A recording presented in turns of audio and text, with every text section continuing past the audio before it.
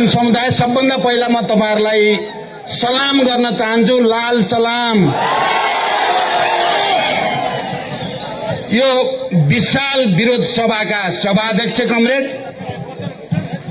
हाम्रो पार्टीका आदरणीय अध्यक्ष तथा पूर्व प्रधानमन्त्री कमरेड माधव कुमार नेपाल, वरिष्ठ नेता तथा पूर्व प्रधानमन्त्री कमरेड झलनाथ खनाल, प्रवक्ता एवं संघर्ष समितिका संयोजक कमरेड नारायण काजी श्रेष्ठ, स्थायी समिति र केन्द्रीय समितिका सहयोद्धा कमरेडहरू र यो विशाल विरोध सभामा उपस्थित सम्पूर्ण कमरेडहरू र आदरणीय जनसमुदाय, हामीले गएको पुष 5 गते नेपालको संविधान र लोकतन्त्रमाथि केपी ओलीद्वारा प्रहार भएपछि, निर्मम र निरङ्कुश प्रहार भएपछि हामीले तुरुन्तै त्यसको विरोधमा पहल कदमी लियौं र यही ठाउँमा पुष 14 गते हामीले पहिलो विरोध सभाको आयोजना गर्यौं। यो मञ्च यहाँ थिएन, अलिकति अगाडि थियो र मञ्चको अगाडिबाट झन्डै पद्मदयसम्म जनताको कार्यकर्ताको उपस्थिति थियो र हामीले त्यहाँ विरोध गर्यौं। यो प्रतिगमन हो, प्रतिक्रान्ति हो। नेपाली जनताले 7 दशक लडेर ल्याएको उपलब्धिमाथि प्रहार भएको छ, हामी सहन सक्दैनौं, हामी देशव्यापी विरोधमा जान्छौं भन्यौं। देशव्यापी विरोध भएको पनि तपाईहरु सबै सहभागी हुनुहुन्छ, देख्नुभयो। त्यसपछि हामीले माघ 9 गते फेरि यही ठाउँमा मञ्च राखेर अर्को विरोध सभाको आयोजना गर्यौं काठमाडौँमा र त्यो 14 गते पुष 14 गतेको भन्दा डबल भन्दा पनि ट्रेबल भन्न सकिने, ट्रिपल भन्न सकिने लाखौं जनता त्यहाँ पनि उपस्थित थियो।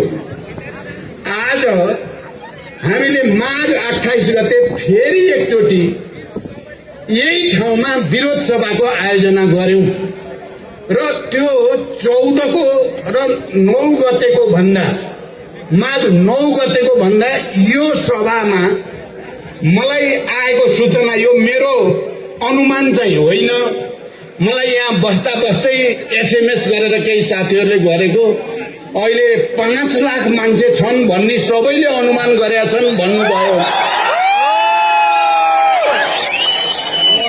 तपाईहरुको यो उपस्थिति, लाखौंको उपस्थिति, म केपी ओलीजीलाई अस्ति उहाँले भन्नुभयो जुलुस कस्तो हुन्छ हामी देखाउँछौं, सभा कस्तो हुन्छ हामी देखाउँछौं।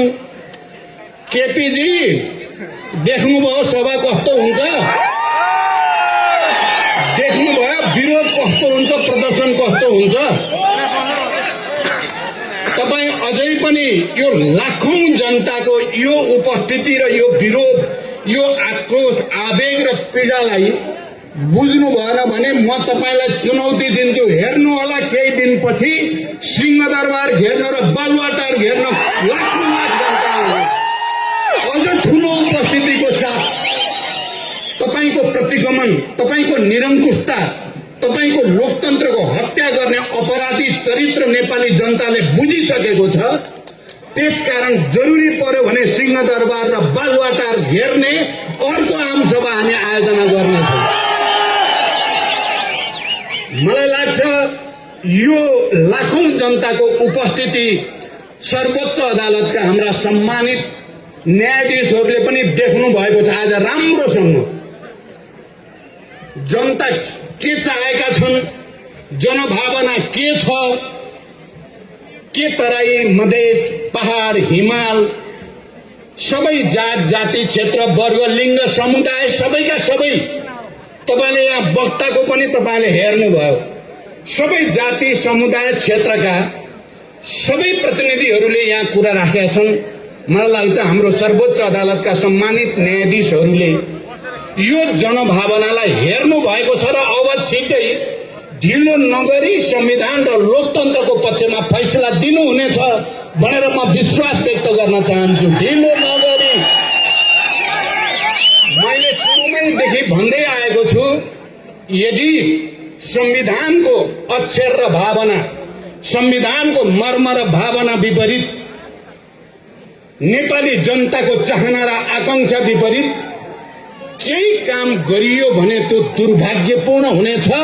त्यो नेपाली जनतालाई सह्य हुने छैन। जनताको यो शान्तिपूर्ण आन्दोलन विद्रोहमा गयो भने के हुन्छ प्रत्येकले विचार गर्न जरुरी छ। मैले पटक पटक भनेको छु, हामी शान्तिपूर्ण राजनीतिमा छौं। शान्तिपूर्ण बहुदलीय प्रतिस्पर्धा सहित स्वतन्त्र न्यायपालिकाको मान्यतामा, कानूनी राजको मान्यतामा हामी दृढ छौं। संवैधानिक व्यवस्था अन्तर्गत जाने कमिटमेन्टका साथ हामीले यो संविधान निर्माण गरेका हौं।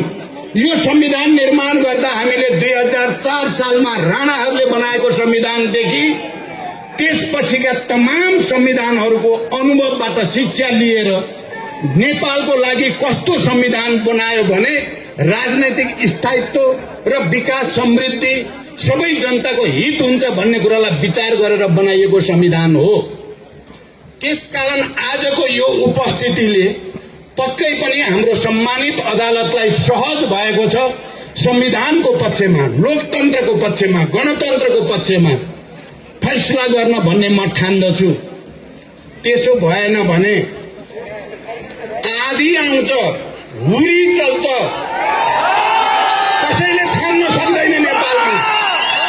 मलाई थाहा छ हामीले हिजो एउटा सानो समूहले विद्रोह गर्दा देशमा के भयो। यो लाखौं जनता अहिले र यो विशाल पार्टी जसको अहिले अध्यक्ष कमरेड माधव कुमार र नेपाल र म छौं, तपाई लाखौं जनताहरू हुनुहुन्छ। शान्तिपूर्ण विद्रोह, एउटा ग्रीन रिभोल्युसन भन्छन् आजकल, ग्रीन रिभोल्युसन हुन्छ नेपालमा। शान्तिपूर्ण क्रान्ति हुन्छ अर्को। के हाम्रो संवैधानिक निकायहरूले केपी ओली जस्तो एउटा निरङ्कुश र लोकतन्त्र विरोधी व्यक्तिको समकको भरमा उसँग डराएर फैसला गर्छन् भनेर म पत्याउँ त? तपाई हामीले पत्याउन सकिन्छ त? यत्रो जनताको आवाज चाहिँ नसुन्ने, यत्रो विशाल पार्टी जुन पार्टीसँग हिजोको एकताको बेलाको 2/3 बहुमत छ देशैभरि र केपीजीतिर गएका मान्छे फर्किने लाम लागेको छ। म भन्ने भने अहिले लामो लिस्ट भन्न सक्छु। अरू त उहाँले बनाएका 2 जना मन्त्री पनि फर्किनको लागि मसँग वार्ता गर्दैछन्। केपीजी, तपाई भ्रममा कति दिन बाँच्ने हो? सक्नुहुन्छ भने म आज तपाईलाई एउटा सल्लाह दिन चाहन्छु। तपाईले साह्रै ठूलो अपराध गर्नुभयो यो राष्ट्रका विरुद्ध, जनताका विरुद्ध।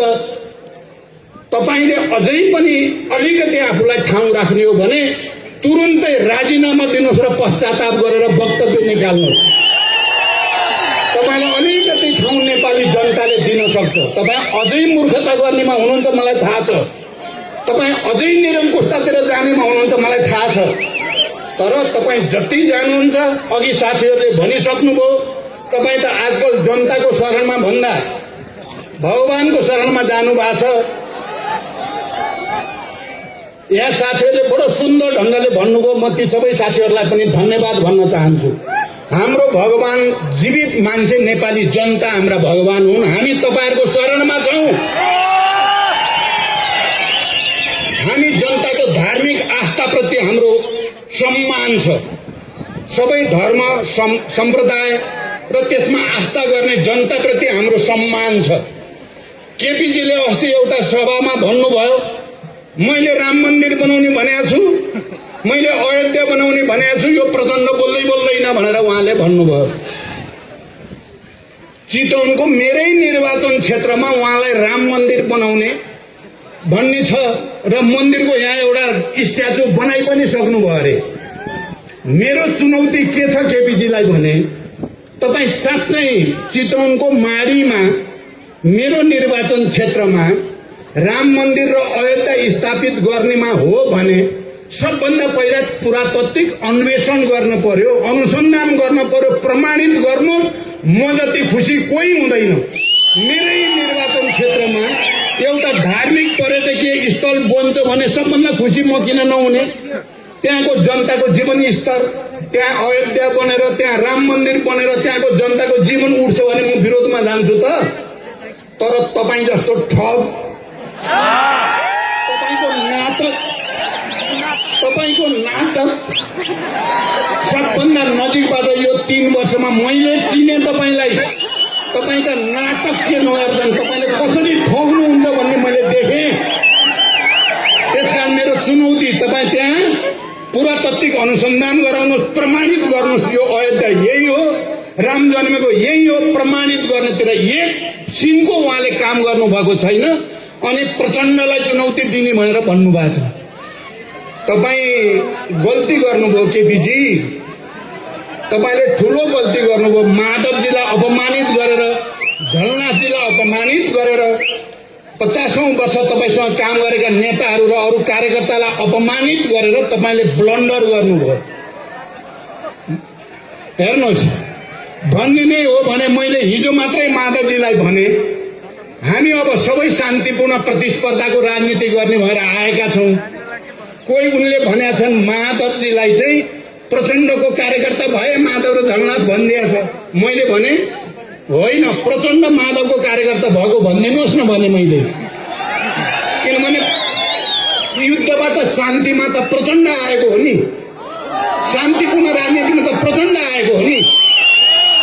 अनि यो केपी ओलीको ठगी धन्दा माधव जस्तो लिडरलाई, जसले 15-16 वर्ष एमाले बनाउनको लागि गर्यो, झलनाथ जस्तो लिडरलाई जसले 12-15 वर्ष पार्टीको नेतृत्व गर्यो र पटक प्रधानमन्त्री भएर पनि देशको नेतृत्व गर्यो, तिनलाई चाहिँ यति धेरै अपमान प्रचण्डको कार्यकर्ता भए भन्ने अनि पत्याउने देखेर पो म त हैरान हुन्छु। फेरि पत्याउने मान्छे पनि के भयो होला। हाम्रो एकता अहिले माधवजीले भने जस्तै विचार र भावनामा आधारित, विधि र पद्धतिमा आधारित एकता हो। केपी ओलीको ठगी धन्दाले बिहान बोलाएर वामदेवलाई प्रधानमन्त्री, दिउँसो बोलाएर माधवलाई प्रधानमन्त्री, बेलुका बोलाएर प्रचण्डलाई प्रधानमन्त्री दिने उनको नाटकको पर्दाफास भइसक्यो। त्यसकारण यसमा चाहिँ कुनै दम छैन। म अहिले अब योभन्दा बढी उहाँको बारेमा भन्न पनि चाहेको होइन। हामी अहिले यो प्रतिगमनका विरुद्ध, निरङ्कुशताका विरुद्ध जो सङ्घर्षमा छौं, यसको उद्देश्य केपी भन्ने व्यक्तिलाई परास्त गर्नु होइन, एउटा प्रवृत्तिलाई परास्त गर्नु। आदरणीय जनसमुदाय र कमरेडहरू, मैले यो कुरा बडो जोड दिएर भन्ने गरेको छु। हामीले पार्टी एकताको प्रस्ताव गर्दा, वाम गठबन्धन गर्दा, घोषणा पत्र तयार गर्दा हाम्रा सपना थिए कि यो देशमा अब हामीले सबै उत्पीडित वर्ग, जाति, क्षेत्र, लिङ्ग, समुदायलाई आत्मसम्मान दिनेछौं, सबैलाई समान व्यवहार गर्नेछौं भन्ने प्रतिबद्धता थियो। हामी कुन कसैलाई विभेद गर्ने छैनौं, अन्याय गर्ने छैनौं। हामीले वृद्ध वृद्धालाई आश्रम बनाएर उनीहरूको जीवन सुखमय बनाउने छौं, उनीहरूलाई 5000 सम्म मासिक भत्ता दिनेछौं भनेर लेखेका थियौं। हामीले युवाहरूको निम्ति रोजगारी सृष्टि गर्ने र उनीहरूलाई कृषिमा आधारित उद्योगहरूमा ठूलो संख्यामा रोजगारी बनाएर उनीहरूलाई देशभित्रै काम गर्ने वातावरण बनाउने, विदेशमा गएकाहरूलाई पनि देशभित्रै फर्किने वातावरण बनाउने प्रतिज्ञा गरेका थियौं। हामीले सामाजिक न्याय सहित आर्थिक समृद्धिको निजी क्षेत्र, सार्वजनिक क्षेत्र र सहकारी क्षेत्रको समन्वयबाट तल गाउँैदेखि प्रदेश हुँदै केन्द्रसम्म पनि विकासको एउटा नयाँ समाजवादी मोडेल तयार गर्नेछौं। निजी क्षेत्रलाई पनि हामी विश्वासमा लिनेछौं, सार्वजनिक क्षेत्रको भूमिकालाई अझ बढाउनेछौं, राष्ट्रिय पुँजीको विकास गर्नेछौं, दलाल पुँजीलाई नियन्त्रण गर्नेछौं, नोकरशाही पुँजीलाई नियन्त्रण गर्नेछौं भनेर हामीले घोषणा पत्रमा लेखेका थियौं। हामी कृषिमा आधुनिकीकरण गर्नेछौं, कृषिमा क्रान्ति ल्याउनेछौं, उत्पादन वृद्धि गर्नेछौं, वैज्ञानिक कृषि प्रणाली लागू गर्नेछौं अनि व्यवसायीकरण गर्नेछौं र किसानहरूको जीवनमा एउटा नयाँ खुसियाली, एउटा नयाँ विकासको समृद्धिको लहर ल्याउनेछौं भनेर भनेका थियौं। हामीले यो देशमा अति भयो भ्रष्टाचार, हामी भ्रष्टाचारलाई नियन्त्रण गर्नेछौं दिनेछौँ, सुशासन दिनेछौँ र पारदर्शी तरिकाले शासन चलाउनेछौँ भनेका थियौँ हामीले। र हामीले सबै उत्पीडित वर्ग, जाति, क्षेत्र, लिङ्ग, समुदायका मागहरूलाई लिपिबद्ध गरेर राखेका थियौँ। तर दुर्भाग्य मिस्टर केपी ओलीले हाम्रा ती सबै सपनामाथि तुषरापात गरे। अब म के भन्छु भने लामो व्याख्या गर्ने समय भएन। हेर्नुहोस्, तुषरापात गरे, केपीसँग गुत्थम गुत्था लड्छौँ भन्दा तिनको धुलो मैलो हामी पनि अलिअलि सर्यो। त्यसकारण हामीले यो आन्दोलन गर्दा के भनेका छौँ, केपीबाट अलिअलि सरेको धुलो मैलो पनि सफा गर्दैछौँ। हामी समीक्षा गर्दैछौँ। हामी कहाँ चुक्यौँ, हामी त्यसको पनि समीक्षा गरेर अगाडि जान चाहेका छौँ। हामीले हिजो घोषणा पत्रमा जे भन्यौं त्यो लागू गर्ने, हामीले जो भ्रष्टाचार मुक्त समाजको, सुशासनको, यो देशका सम्पूर्ण जनताको आर्थिक जीवनमा समृद्धिको, सामाजिक न्यायको जे प्रतिबद्धता गरेका थियौं, कमरेडहरू र आदरणीय जनसमुदाय, हाम्रो प्रतिबद्धता अहिले पनि त्यही नै छ। हामी त्यसैको निम्ति यो लडाईँ लड्दैछौँ। हामीलाई प्रधानमन्त्री चाहिएको होइन, हामीलाई कुर्सी चाहिएको होइन, हामीलाई नेपाली जनताको हक अधिकार चाहिएको हो। हजारौं शहीदहरूको रगत, हजारौं घाइते अपाङ्गहरूको पीडा चित्कार, हजारौं बेपत्ता योद्धाहरूको बलिदान र अनि जनताको अगाडि हामीले बाँडेका प्रतिबद्धताहरू चाहिँ जसरी छटाछुल्ल पार्ने काम केपी ओलीद्वारा भयो, त्यसलाई सच्याउनको निम्ति यो लडाईँ हो। यो केपी व्यक्तिका विरुद्धको लडाईँ होइन। यो समाजलाई, राष्ट्रलाई, हाम्रो अन्तर्राष्ट्रिय छविलाई पनि एउटा नयाँ उचाइमा उठाउने हाम्रो प्रतिबद्धता हो। अहिले केपीले यो भूमि सम्बन्धी आयोग बनाएर सुकुम्बासीहरूलाई भ्रम दिने, किसानहरूलाई भ्रम दिने षड्यन्त्र गरेका छन्। केपीबाट माखो मर्नेवाला छैन। हामी दिन्छौँ सुकुम्बासीलाई जमिन। हेर्नु होला, यो आन्दोलनले दिन्छ अब सुकुम्बासीको समस्या, यसले समाधान गर्छ। यही आन्दोलनको लिडरसिपले समाधान गर्छ। प्रतिगमन सच्याएपछि हेर्नु होला हामी, किनभने नेतृत्व भनेको धेरै ठुलो कुरा हुँदो रहेछ। गलत मान्छेको हातमा नेतृत्व गयो भने देश बर्बाद हुँदो रहेछ। सही विचार र सही मान्छेहरूको हातमा नेतृत्व गयो भने देशले छोटै समयमा निकै ठुलो प्रगति गर्न सक्दो रहेछ। हामी त्यही प्रगतिको पक्षमा छौँ। म तपाईहरुको अगाडि एउटा कमिटमेन्ट, प्रतिज्ञा, संकल्प फेरि एकचोटि दोहोर्याउन चाहन्छु। हाम्रो जीवनमा, मेरो जीवनमा र मेरो समकक्षी नेताहरूको जीवनमा अब यो देशलाई सुन्दर, शान्त, विशाल, विकसित, समृद्ध बनाउनु बाहेक हाम्रो अर्को कुनै सपना छँदै छैन, हुनै सक्दैन। म तपाईँ लाखौं जनताको अगाडि उभिएर यो प्रतिज्ञा गर्न चाहन्छु। बाँकी रहेको जीवन प्रधानमन्त्रीको निम्ति होइन, मन्त्रीको निम्ति होइन, कुर्सीको निम्ति होइन, यो देशको गरिमा र जनताको हितको निम्ति समर्पित गर्ने प्रतिज्ञा तपाईहरुले गर्नुहुन्छ। हाम्रा संवैधानिक निकायहरूले यो कुरा राम्रोसँग बुझुन्। केपीको डर, धाक, धम्की मैले आज मात्रै सुने। निर्वाचन आयोगलाई हिजो गएर खबरदार तिमीहरूले यो 30 दिन कट्यो, काइते कुरा, यस्तो काइते कुरा गर्ने केपी गरेर धम्क्याउनु भएछ। र निर्वाचन आयोग चाहिँ अलिकति आएका कोही कोही मान्छे खोइ के हो कि अहिले बढी नभनु होइन भन्यो भने फेरि बिग्रिने हो कि। तर लक्षण निर्वाचन आयोगले गतिलो देखाएको चाहिँ छैन है। निर्वाचन आयोग